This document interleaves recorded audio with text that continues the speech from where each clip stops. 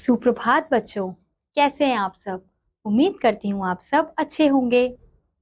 तो बच्चों, पिछली कक्षा में हमने पढ़ा था भाषा और व्याकरण के बारे में। आज की कक्षा में हम पढ़ने वाले हैं अध्याय नंबर 2, जिसका शीर्षक है वर्ण विचार। तो बच्चों, इस अध्याय में हम जानेंगे वर्ण, वर्णमाला, वर्ण के भेद, स्वर, स्वर तथा उनकी मात्राएं, व्यंजन, र के विभिन्न प्रयोग और वर्ण विच्छेद के बारे में। तो सबसे पहले हम जानते हैं वर्ण के बारे में। मुंह से निकलने वाली वे ध्वनियां जिनके टुकड़े या खंड नहीं किए जा सकते, वर्ण या अक्षर कहलाती है। प्रत्येक भाषा के अपने अपने वर्ण होते हैं, यानी कि वर्ण किसे कहा जाता है? वो ध्वनियां जो हमारे मुख से निकलती हैं और ऐसी ध्वनियां जिनके खंड या टुकड़े नहीं किए जा सकते, उन्हें क्या कहते हैं? उन्हें ही हम वर्ण या अक्षर कहते हैं। और सभी प्रत्येक भाषा की क्या अपने अपने वर्ण होते हैं। और अब वर्णमाला किसे कहते हैं? वर्णों के ज्ञान के बिना शब्दों तथा वाक्यों की रचना नहीं हो सकती। प्रत्येक भाषा में वर्णों की संख्या अलग अलग है, परंतु भाषा में वर्णों का एक निश्चित समूह होता है। यानी कि अगर हमें वर्णों का ज्ञान होगा तो वर्णों के ज्ञान के बिना हम शब्द नहीं बना सकते, और शब्दों के बिना वाक्य नहीं बनेंगे। तो इससे भाषा की उत्पत्ति कैसे होगी? तो इसलिए वर्णों का ज्ञान होना आवश्यक है। और वर्णों की संख्या कैसी होती है? अलग अलग होती है। और भाषा में वर्णों का एक निश्चित समूह होता है, यानी कि एक निश्चित क्रम में इसे लिखा जाता है। किसी भाषा में प्रयोग होने वाले वर्णों के क्रमबद्ध समूह को वर्णमाला कहते हैं। यानी कि ये जो वर्ण है, इन्हें जिस क्रमबद्ध तरीके से लिखा गया है, इन समूह को, उसे ही हम वर्णमाला कहते हैं। तो सबसे पहले इसमें आता है स्वर। तो स्वर कौन कौन से हैं? अ, आ, ई, उ, री, ए, ओ, औ। ये हमारे स्वर हैं। और उसके बाद आते हैं अयोग वाह, जो होते हैं अंग और अह। फिर इसके बाद आते हैं व्यंजन, जिसमें सबसे पहले आता है क वर्ग। क, ख, ग, घ, अंगा, च, छ, ज, झ, इया। फिर आता है च वर्ग। फिर आता है ट वर्ग।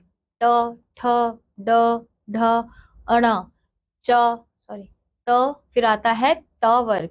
त, थ, द, ध, न। फिर प वर्ग। प, फ, ब, भ, म। फिर उसके बाद आता है अंतस्थ व्यंजन, जिन्हें य, र, ल, व कहते हैं। और उसके बाद आते हैं अंत में ऊष्म व्यंजन, श, श, स, ह। और कुछ अन्य वर्ण इस प्रकार होते हैं ड़, ढ़, औ, ज, फ। तो ये हमारे अन्य कुछ वर्ण हैं। औ, ज और फ आगत ध्वनियां हैं, जिन्हें दूसरी भाषाओं से लिया गया है। यानी कि ये जो है, ये ऐसी ध्वनियां हैं जिन्हें, जो हिंदी भाषा की नहीं है, उन्हें दूसरी भाषाओं से लिया गया है। और वहीं ड़, इया और अणा, न, म पंचम वर्ण कहलाते हैं। और फिर उसके बाद आते हैं हमारे संयुक्त वर्ण, जो होते हैं श, त्र, य और श्र। इन्हें संयुक्त वर्ण क्यों कहा जाता है? क्योंकि यह दो वर्णों के मेल से बनते हैं। अब हम यहाँ देखेंगे वर्ण के भेद। वर्ण के दो भेद होते हैं। कौन कौन से? पहला है स्वर और दूसरा है व्यंजन। और स्वर अभी हमने ऊपर देखा, और व्यंजन भी। तो स्वरों का उच्चारण स्वतंत्र रूप से किया जाता है। इन्हें बोलते समय मुख से हवा बिना किसी रुकावट के निकलती है। हिंदी भाषा में इनकी संख्या 11 है। ये दोनों तरह से लिखे जाते हैं। ये दो तरह से लिखे जाते हैं। तो यानी कि जो स्वर है, उनका उच्चारण कैसे स्वतंत्र रूप से किया जाता है। उनके उच्चारण में हमें किसी वर्ण की सहायता नहीं लेनी पड़ती। और जब उनका उच्चारण किया जाता है तो क्या होता है कि मुख से हवा बिना किसी रुकावट के निकलती है। जैसे अभी हमने ऊपर देखा था अ, आ, ई, ये क्या है, हमारे सारे स्वर हैं और इनको दो तरह से लिखा जाता है, अपने मूल रूप में, अब, आज, इधर, ईश्वर, ये क्या है, इनके मूल रूप।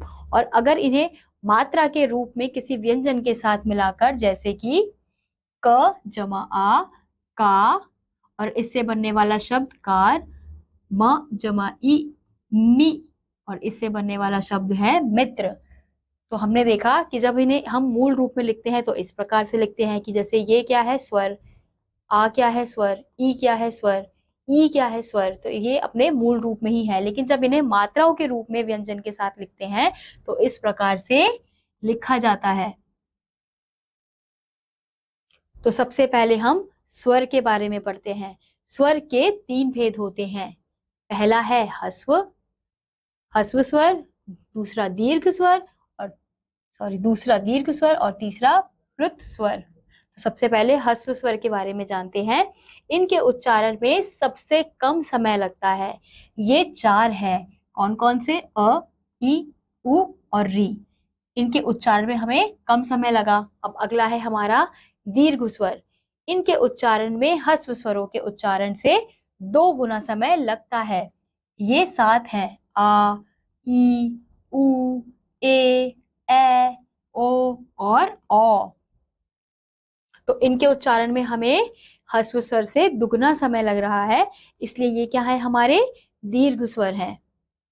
और अगला है प्लुत स्वर। इनके उच्चारण में ह्रस्व स्वरों के उच्चारण से 3 गुना समय लगता है, जैसे ओम। प्लुत स्वर एक ही होता है, इसका प्रयोग केवल किसी को पुकारने में किया जाता है। यानी कि प्लुत स्वर कितना होता है, एक ही होता है, और इसको हम जब हमें किसी को पुकारना होता है तभी हम इसका उपयोग करते हैं। अब अगला है हमारा अनुस्वार। इसका उच्चारण करते समय नाक से ध्वनि निकलती है, जैसे कंगन, दंगल, जंगल आदि अन्य शब्द। इसका चिन्ह इस प्रकार का होता है। जैसे कि हमने देखा कि हर शब्द में अनुस्वार लगाया गया है, ये क्या है, हमारे अनुस्वार के चिन्ह हैं। और इनका जब उच्चारण करते हैं तो हमारे नाक से ध्वनि निकलती है। अब अगला है हमारा अनुनासिक। इनका उच्चारण करते समय ध्वनि नाक और गले दोनों से निकलती है, जैसे चांद। इसका चिन्ह इस प्रकार का होता है। अब अगला है हमारा विसर्ग।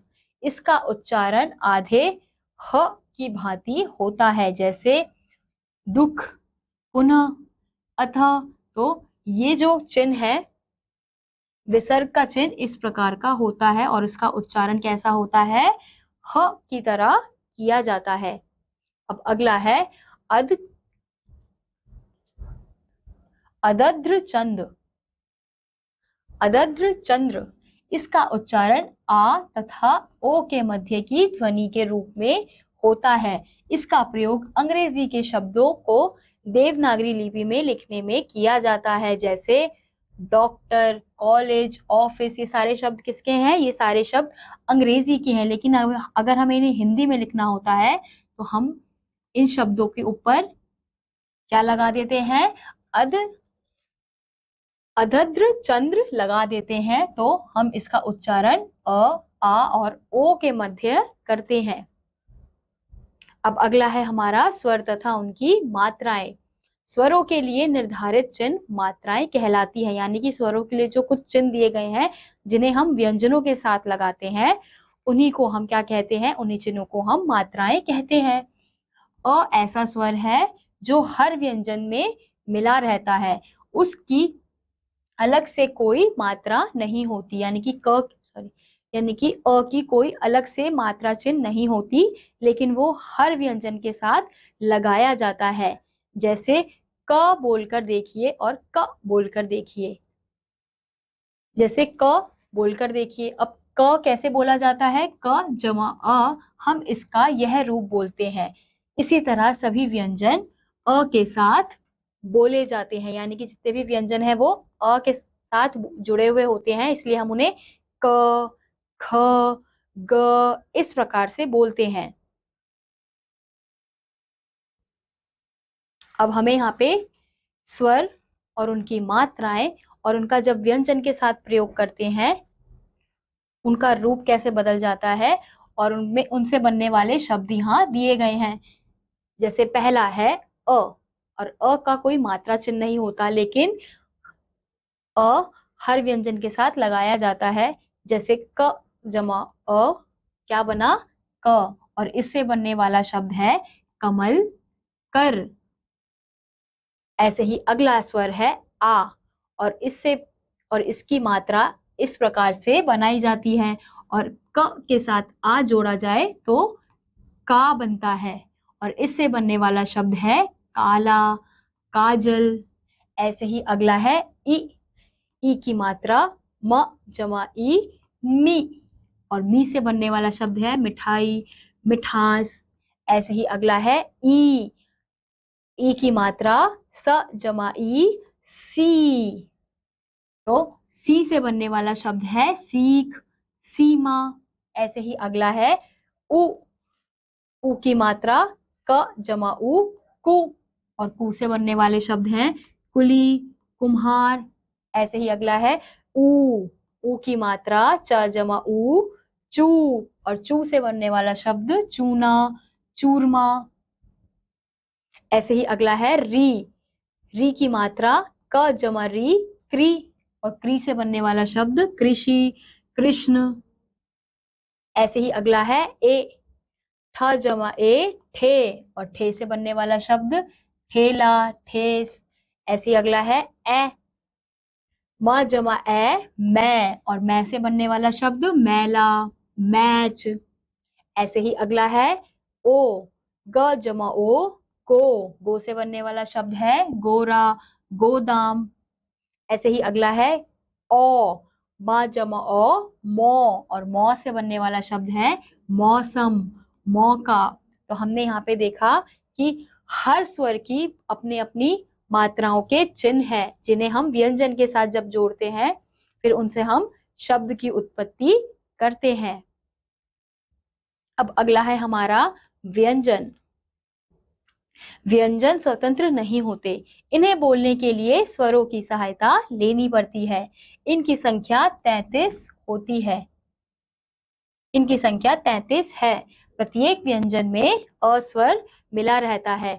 बिना अ के व्यंजन को हलंत लगाकर लिखा जाता है। जैसे क, च, म, फ। तो व्यंजन क्या होते हैं? व्यंजन ऐसे वर्ण को कहते हैं जिन्हें बोलने के लिए हमें किसकी आवश्यकता होती है? स्वर की आवश्यकता होती है। क्यों? क्योंकि हर व्यंजन के साथ अ को जोड़ा जाता है, तभी हम क, ख इस प्रकार से इसका उच्चारण कर पाते हैं। तो इसलिए व्यंजन किसी भी रूप में स्वतंत्र नहीं होते। और जब हम इनको बिना स्वर यानी कि बिना अ के लिखते हैं तो हम उस व्यंजन के साथ हलंत लगाते हैं, ताकि हमें पता चले कि उस व्यंजन में अ को नहीं जोड़ा गया है। ऐसे ही अब अगला है संयुक्त व्यंजन। दो भिन्न व्यंजनों के मेल से नए व्यंजन संयुक्त व्यंजन कहलाते हैं। दो भिन्न व्यंजनों के मेल से बने नए व्यंजन संयुक्त व्यंजन कहलाते हैं। दूसरे शब्दों में दो या दो से अधिक व्यंजनों के बीच स्वर न रहने से जब वे आपस में मिलाकर लिखे या बोले जाते हैं तो वे संयुक्त व्यंजन कहलाते हैं। तो यानी कि संयुक्त व्यंजन किसे कहते हैं? जब दो अलग अलग व्यंजन आपस में मिलकर एक नया व्यंजन बनाते हैं तो उन्हें हम संयुक्त व्यंजन कहते हैं। जैसे यहाँ पे हमें उदाहरण दिया है क जमा श, छ, और इससे बनने वाला शब्द है भिक्षा, क्षमा। ऐसे ही अगला है त जमा र, त्र, और इससे बनने वाला शब्द है त्रिशूल, त्रिभुज। ऐसे ही अगला है ज जमा य, ज्ञ, और इससे बनने वाला शब्द है संज्ञा, विज्ञान। अगला है श जमा र, श्र, और इससे बनने वाला शब्द है श्रमिक, विश्राम। तो हमने देखा किस प्रकार से दो अलग अलग व्यंजन मिलाकर एक व्यंजन बनता है, उसे ही हम संयुक्त व्यंजन कहते हैं। अब अगला है हमारा द्वित्व व्यंजन। दो समान या एक जैसे व्यंजनों से मिलकर बने व्यंजनों को द्वित्व व्यंजन कहते हैं।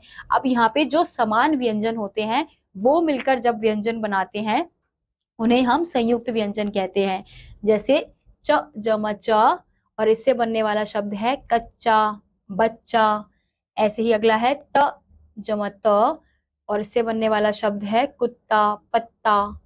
ऐसे ही स जम स और इससे बनने वाला शब्द लस्सी, रस्सी। ऐसे ही स जम स, द जम द और इससे बनने वाला शब्द है कद्दू, गद्दा।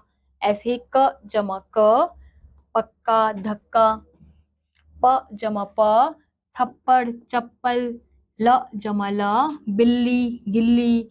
ट जम ट, मिट्टी, पट्टी। ज जम ज, लज्जा, सज्जा। म जम म, चम्मच, अम्मा। तो हमने यहाँ पे देखा कि किस प्रकार से दो समान व्यंजन मिलकर एक व्यंजन की उत्पत्ति करते हैं, तो उसे हम द्वित्व व्यंजन कहते हैं। अब अगला है संयुक्ताक्षर। दो अलग अलग व्यंजनों के मिलने से बने अक्षर संयुक्ताक्षर कहलाते हैं। जैसे प जम य, प्य, तो यानी कि इससे बनने वाला शब्द होगा प्यार, प्यास। ऐसे ही क जम य, क्य, क्यारी, क्योंकि। द जम ध, द, बुद्धि, शुद्ध। ऐसे ही च जम छ, च, स्वच्छ, अच्छा। ऐसे ही त जम य, त्य, त्योहार, त्याग। द जम य, द्य, विद्या, विद्यार्थी। तो हमने देखा कि संयुक्ताक्षर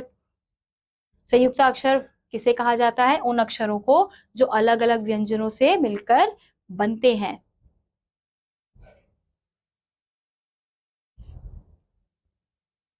अब यहाँ पे हम देखेंगे र के विभिन्न प्रयोग।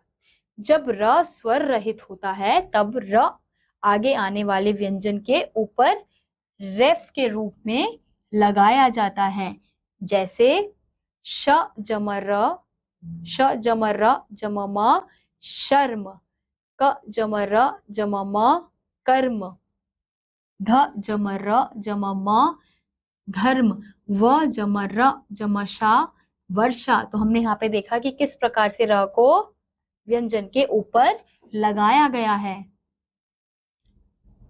अब अगला है जब र स्वर रहित व्यंजन के बाद हो तो उस व्यंजन की खड़ी पाई के साथ र पदेन के रूप में लिखा जाता है। यानी कि जब स्वर रहित व्यंजन के साथ व्यंजन के बाद र का उपयोग हो रहा है तो उसे इस प्रकार से लगाया जाता है। जैसे यहाँ पे है उ जमा म जमा रा, उम्र।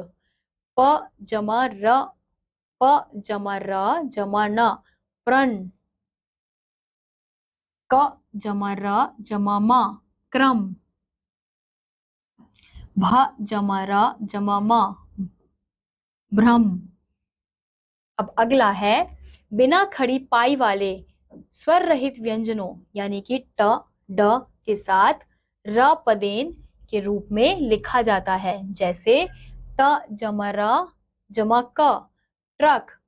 ड जमा र जमा म, ड्रम।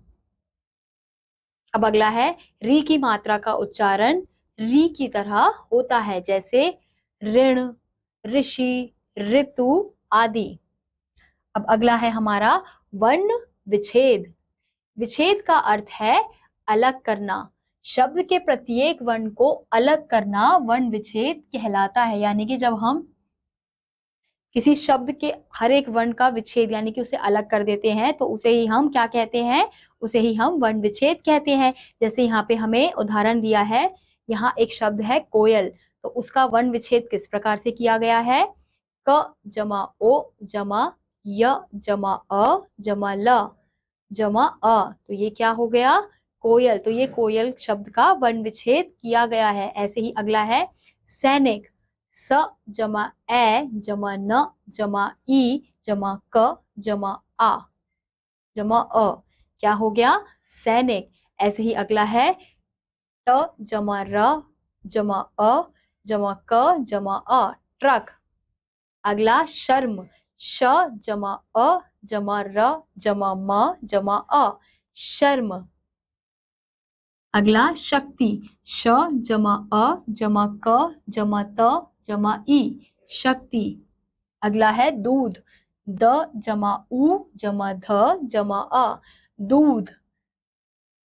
अगला है प्रेम, प जमा र जमा ए जमा म जमा अ, प्रेम।